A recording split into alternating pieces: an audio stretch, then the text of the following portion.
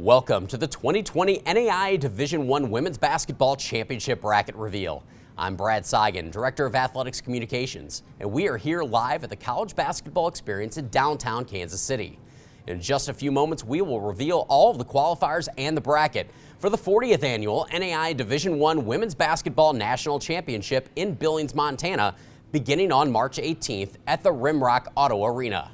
32 teams will descend on Billings, where we will crown the winner on March 24th. The march to the NAIA national title begins now. There are two primary ways a team can make the national championship field. A program can qualify as conference regular season champion, regular season runner-up, tournament champion, or tournament runner-up depending on the league.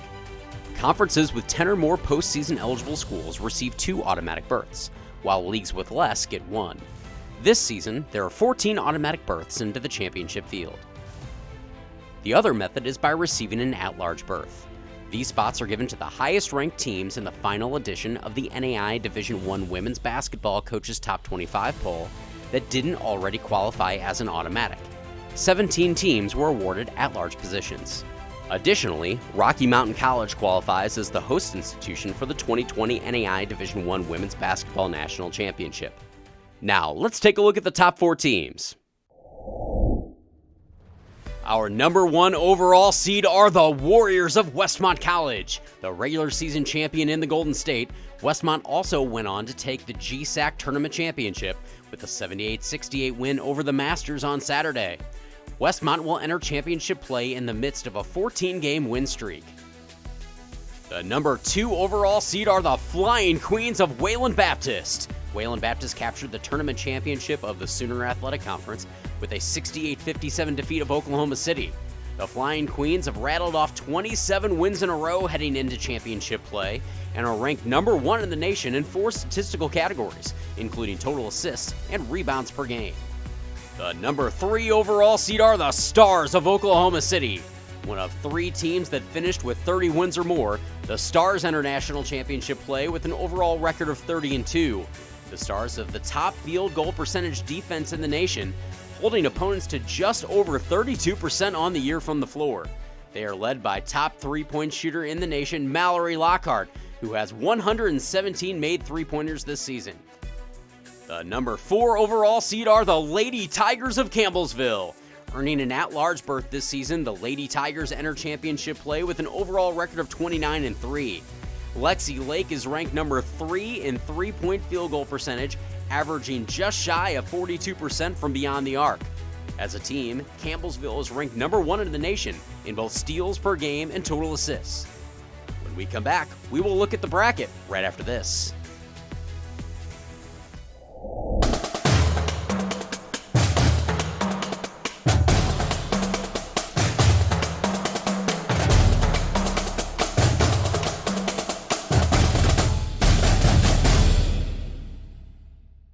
We were true to the game before there was a game, loyal to the ball before there were buckets. When Spalding created our first basketball in 1894, we didn't follow the competition. We set the standard, and we never stopped innovating, improving, adapting to meet the changing needs of the player and the game. We didn't make the rules. We made the ball.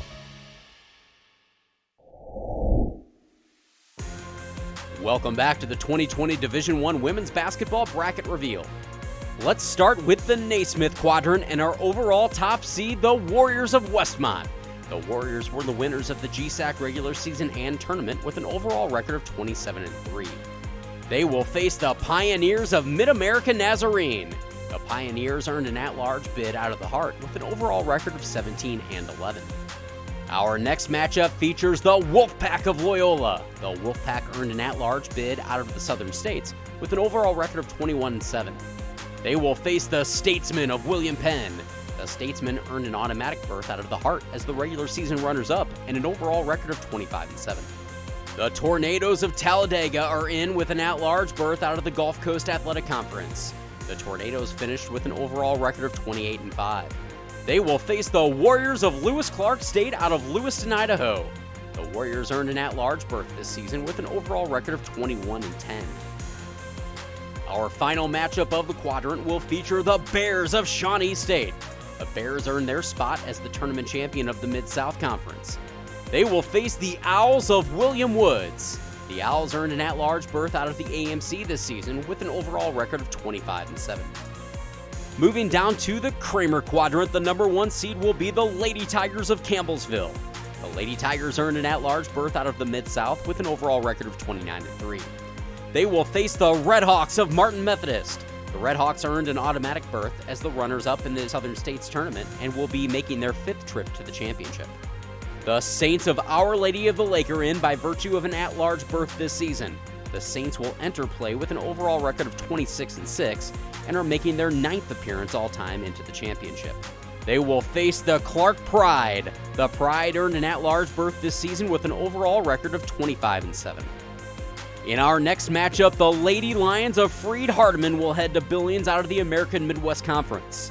The Lady Lions were the tournament champions in the AMC. They will face the Argos of Providence. The Argos earned their way into the field as the Frontier Tournament champions and an overall record of 21-12. The Mustangs of the Masters will help to complete the Kramer quadrant as the tournament runners-up in the Golden State Athletic Conference and an overall record of 29-3. They will face the Panthers of Philander Smith. The Panthers were the champions of the Gulf Coast Tournament with an overall record of 26-7. When we come back, we'll reveal the right side of the bracket right after this.